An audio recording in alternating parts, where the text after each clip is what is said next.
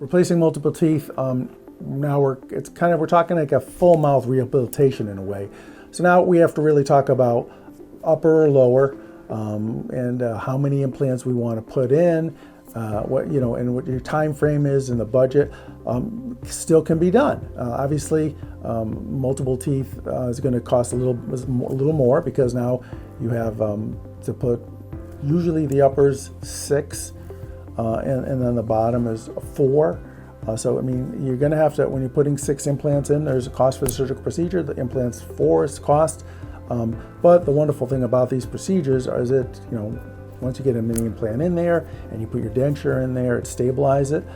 If you want to have a couple of mini implants, you want missing on 2 teeth on the side, you can do that. It allows us to do a lot of things that conventionally dentistry we couldn't do, because people don't want to have a partial denture that they stick out of the mouth and have to stick in the sink. People don't like that.